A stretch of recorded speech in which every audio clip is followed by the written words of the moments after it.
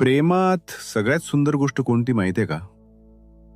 समोरच्याने मी ठीक आहे म्हटलं तरी त्याच्या आवाजातून तो ठीक नाहीये हे ओळखणं. तुम्ही शांत बसलेले असता आणि समोरचा अचानक विचारतो, खरं सांग, काय चाललंय मनात? कारण खरं प्रेम नेहमी मोठ्या प्रश्नांमध्ये दिसत नाही. कधीकधी ते त्या छोट्या छोट्या काळजीत दिसतं, जी माणूस नकळत करत राहतो. तुम्ही जेवलात का? घरी पोचलात का? आज एवढे शांत का आहात? याच छोट्या छोट्या गोष्टी माणसाला आतून खूप सुरक्षित वाटू लागतात. आणि इथेच लोक चुकतात. कारण प्रत्येक जवळीक प्रेम नसते. पहिला मुद्दा, खरं प्रेम प्रत्येक वेळी शब्दांमध्ये दिसत नाही. कधीकधी ते त्या शांत काळजीत दिसतं, जी माणूस नकळत करत राहतो. तुम्ही दिवसभर ठीक असल्यासारखं वागता, पण समोरचा तरीही विचारतो, तू खरंच ठीक आहेस ना? आणि त्या एका प्रश्नातून माणसाला जाणवतं की कोणीतरी आहे ज्याला माझ्या शांततेतलं दुःखही ऐकू येतं. कारण काही लोक फक्त तुमचं बोलणं ऐकतात, पण काही लोक तुमची शांतताही समजून घेतात. आणि तिथेच खरं नातं तयार होतं. पण आजकाल लोक जवळ तर येतात, पण खरंच समजून घेणारे खूप कमी भेटतात. आणि इथेच दुसरा मुद्दा समजून घेणं गरजेचं आहे. दुसरा मुद्दा, आधी प्रत्येक छोटी गोष्ट सांगणारा माणूस आता अचानक इतका शांत का झालाय, हेच मुळात आपल्या लक्षात येत नाही. खरं तर तो बदललेला नसतो, तो फक्त थकलेला असतो.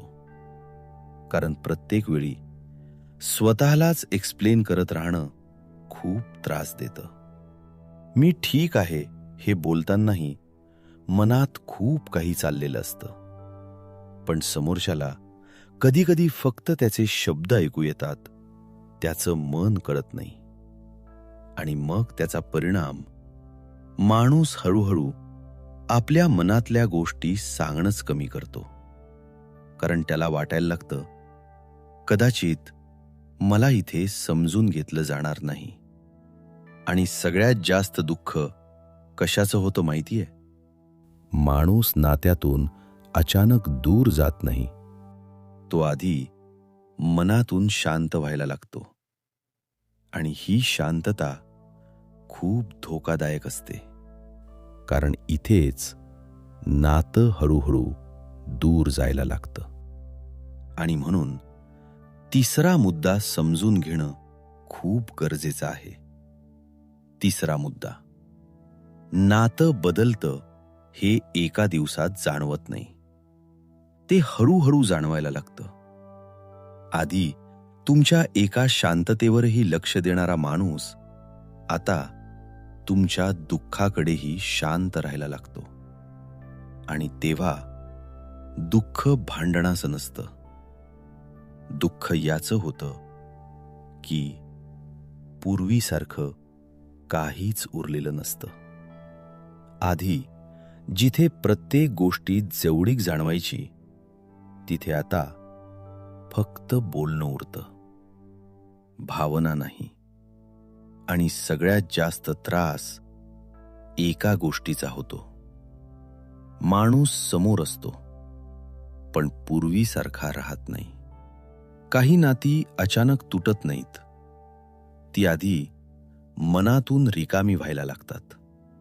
आणि मग एक दिवस जाणवतं, आपण ज्याच्यासोबत आहोत तो माणूस तर तोच आहे, पण नातं पूर्वीसारखं राहिलेलं नाही. आणि इथेच एक प्रश्न मनात यायला लागतो, हे नातं अजून जिवंत आहे की आपण फक्त त्याच्या आठवणी धरून बसलोय? आणि म्हणून चौथा मुद्दा समजून घेणं खूप गरजेचं आहे. चौथा मुद्दा, काही नाती तुटल्यानंतरही संपत नाहीत. ती पुन्हा जवळ येतात, पण पूर्वीसारखी होत नाहीत.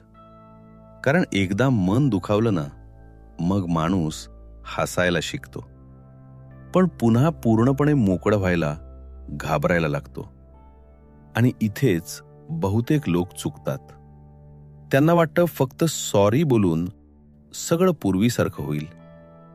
पण काही जखमा शब्दांनी भरत नाहीत. त्या हळूहळू सुरक्षित वाटायला लागलं तरच भरायला लागतात.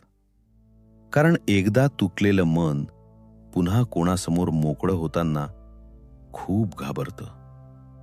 त्याला प्रेमाची नाही तर खात्रीची गरज असते की यावेळी पुन्हा तुटणार नाही. आणि म्हणून जिथे विश्वास तुटलेला असतो तिथे शब्दांपेक्षा वागणं जास्त बोलत असतं. फक्त एवढं जाणवून देणं की मी यावेळी खरंच सोबत आहे, हेच एका तुटलेल्या मनासाठी सगळ्यात मोठं कम्फर्ट असतं. पण इथेच एक शेवटचा प्रश्न उरतो. जर एकाच व्यक्तीला हे नातं वाचवायचं असेल तर? आणि म्हणून शेवटचा मुद्दा समजून घेणं खूप गरजेचं आहे. 5वा मुद्दा. नातं फक्त प्रेमामुळे टिकत नाही.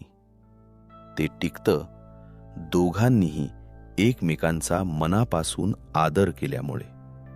कारण एकट्यानं नातं जपता येतं, पण एकट्यानं ते जगता येत नाही. आणि सगळ्यात जास्त दुःख तेव्हा होतं जेव्हा एक व्यक्ती सतत समजून घेत राहते आणि दुसरी ते समजूनच घेत नाही. त्यामुळे माणूस हळूहळू बोलणं नाही सोडत, तर तो अपेक्षा ठेवणंच कमी करतो. कारण त्याला वाटायला लागतं, मी कितीही मनापासून वागलो तरी इथे काही बदलणार नाही. आणि खरं सांगायचं तर नातं तुटतं तेव्हा माणूस इतका तुटत नाही जितका तो स्वतःची किंमत हरवायला लागतो तेव्हा तुटतो. म्हणून प्रेमात फक्त समोरच्याला जपणं महत्वाचं नसतं, तर स्वतःलाही हरवू न देणं तेवढंच महत्वाचं असतं. कारण शेवटी खरं नातं तेच असतं जिथे दोघांनाही हे शांतपणे जाणवत राहतं की काहीही झालं तरी मी आहे तुझ्यासोबत. जर तुमच्या आयुष्यातही अशी शांत सोबत असेल तर तिची किंमत नक्की करा आणि कमेंटमध्ये लिहा सोबत. अशाच विचारांसाठी चॅनलला सबस्क्राईब करायला विसरू नका.